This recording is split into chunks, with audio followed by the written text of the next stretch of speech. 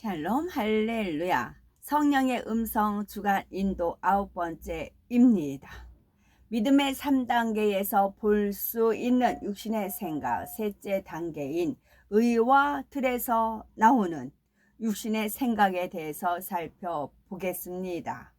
믿음의 3단계쯤 되면 하나님 말씀대로 행하지 못하게 하는 육신의 생각은 많이 깨어진 상태입니다.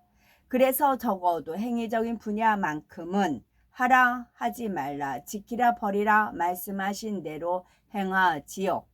안식일을 지키고 온전한 11조도 합니다. 기도도 하고 각종 예배와 모임에도 열심히 참석하지요. 거짓말, 다툼, 혈기, 음행 등 육체의 일은 범하지도 않습니다. 그러나 아직 육신의 생각이 다 버려진 것은 아니므로 육신의 일이 나올 때도 있습니다. 3단계 초입의 경우 누군가가 자신이 이해하기 어려운 행동을 하면 순간적으로 미움이나 판단이 일기도 하지요. 마음에서 탐심이나 간음이 동할 때도 있습니다. 그래도 육신의 일이 육체의 일로 나오지 않도록 육신의 생각을 물리칩니다.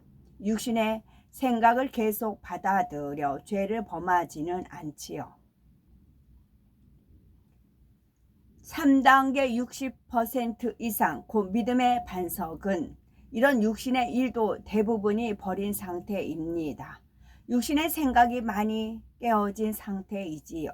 굳이 어떤 육신의 생각을 동원하여 불순종하려는 마음은 없습니다. 믿음의 3단계 70, 80, 90% 이렇게 4단계에 가까워질수록 육신의 생각은 점점 더 흐려집니다. 육신의 생각을 통해 역사하는 사단의 음성이 점점 희미해지지요. 그런데 믿음의 3단계에서는 의와 틀에서 나오는 육신의 생각이 아직 남아 있습니다. 믿음의 3단계에서는 의와 틀에서 나오는 육신의 생각이 남아 있습니다. 믿음의 반석에 섰다 해도 자기 의와 틀에서 나오는 육신의 생각이 아직 남아 있지요. 하나님 말씀대로 순종하려고 하지만 이 육신의 생각 때문에 온전히 순종하지 못할 때가 있는 거지요. 사람이 살면서 오랜 세월 동안 굳혀온 생각이나 행동 방식은 금방 바꾸기가 쉽지 않습니다. 특히 이런 생각 위에 진리의 말씀으로 잘못된 틀까지 만든 경우 진리에 담긴 하나님의 참뜻을 깨닫기 어렵습니다. 그 틀 안에서 곧 자기 한계 안에서 진리를 받아들이고 이해하기 때문이지요. 그런 만큼 성령의 음성도 깊이 있게 듣기가 어렵지요. 오랜 세월 신앙생활했고 일꾼으로 충성해 왔다 해도 만족스러운 발전이 없습니다. 영적인 열매도 부족한 것을 볼 수가 있고요. 그러므로 반드시 의와 틀을 깨뜨려야 합니다. 이 의와 틀이 있으면 자신도 깨닫지 못하는 사이에 육신의 생각을 동원하게 되기 때문입니다. 육신의 생각 셋째 단계는 이처럼 자신이 깨닫지 못하는 가운데 의와 틀에서 나오는 육신의 생각입니다. 이 육신의 생각을 깨트리지 못해서 영으로 들어가지 못하고 영의 문턱에 머무르는 분들이 있는 거지요. 아버지 하나님께서는 영으로 들어가는 것이 참으로 쉬운 일이라고 말씀하십니다. 그러나 육신의 생각을 깨트리지 않는 한은 영으로 온 영으로 들어가는 것이 결코 쉬운 일이 아닙니다. 예를 들어서 어떤 사람이 3단계 99%까지 믿음이 성장해서 4단계를 눈앞에 두고 있습니다. 수치만 보면 1%만 이루면 되니까 곧 영으로 들어갈 수 있을 것 같은데 고질적인 육신의 생각을 깨뜨리지 못해서 쉽게 그 문턱을 넘어서지 못하는 경우가 있습니다. 고질적인 1%의 6을 0으로 일구지 못하는 것입니다. 의와 틀에서 나오는 육신의 생각 예를 들면 첫 번째는 기질적인 틀에서 나오는 육신의 생각입니다. 태어날 때 부모로부터 받은 기질이 기 속에 깊이 감추어져 있어서 이를 잘 깨닫지 못하는 경우가 있습니다. 육신의 생각을 하고 싶지 않아도 이 기질 자체에서 육신의 생각이 발동되지요. 예를 들어서 내성적인 기질을 타고난 사람이 있습니다. 이런 사람은 대체로 늘 조용하지요. 성내거나 다투어서 화평을 깨는 일을 보기 힘듭니다. 그래서 특별히 사람과의 관계에서 연단받는 일이 별로 없기 때문에 자신이 잘 발견되지를 않습니다. 그런데 만약 이런 사람이 온유함을 인정받아 어떤 기관에 머리가 됐다면 상황이 달라집니다. 조직의 머리는 물론 온유해야 하지만 담대하고 결단력이 있어야 할 때도 있습니다. 그런데 내성적인 사람은 자기 의사를 분명하게 표현하지 못하는 경우가 많지요. 자신감이 적고 소극적인 경우도 많습니다. 그러다 보니 적극적으로 일을 추진해야 할 때도 소극적으로 대처할 때가 있는 경우가 있는 것이지요. 항상 자신이 먼저 주변 사람들을 돌아보고 담대하게 이끌어줘야 하는데 그런 분야도 취약합니다. 그러면서도 자신은 주변 사람과 걸리는 일도 없고 또 항상 남을 선하게 바라봐 주므로 자신의 부족함을 잘 깨닫지 못합니다.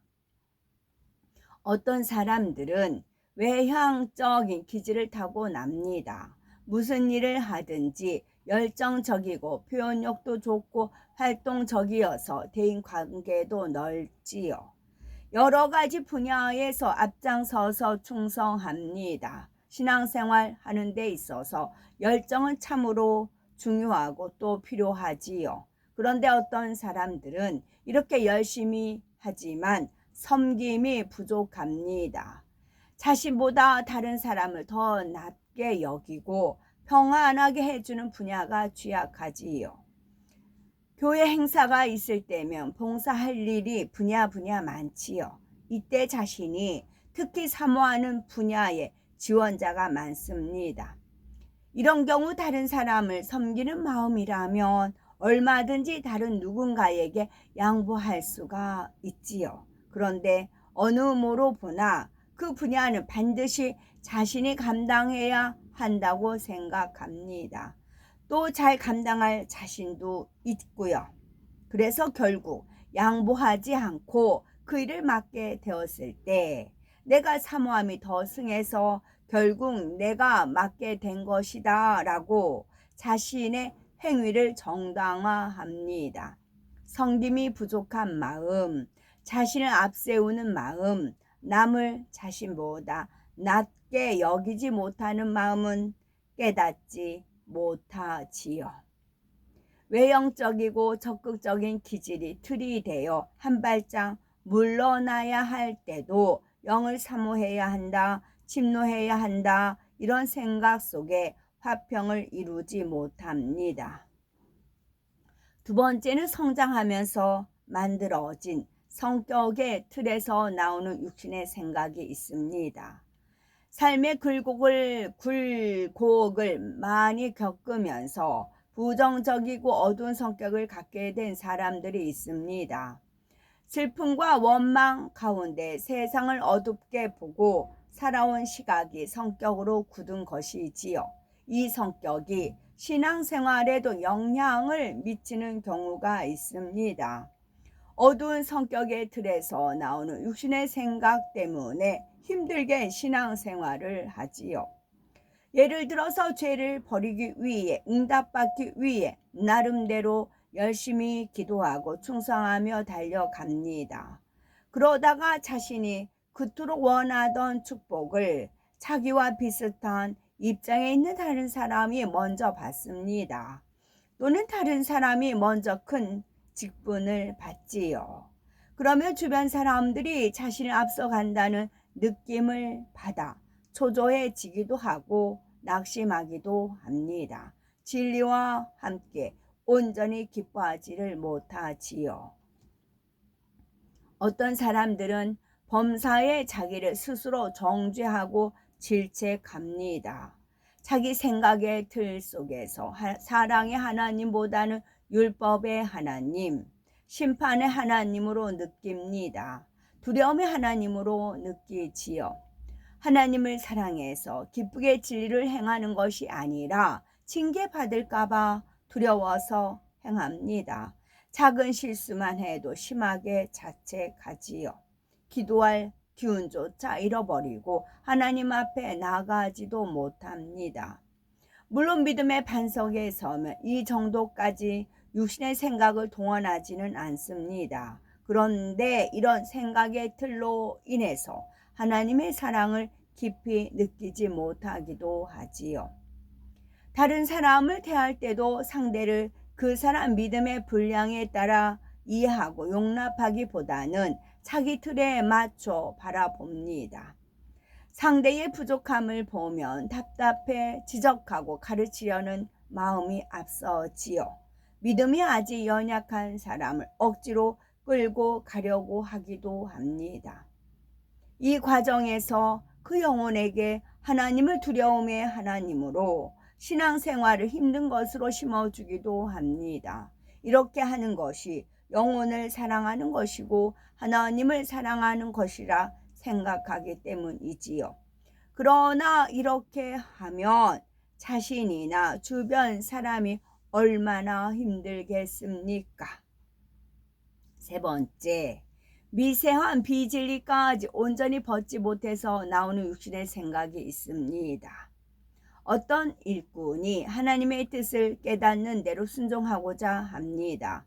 질서상 윗사람이나 동역자가 지적하거나 어떤 권면을 해도 그대로 순종하려고 하지요. 그런데 문제는 동시에 불편한 마음이 함께 일어난다는 것입니다.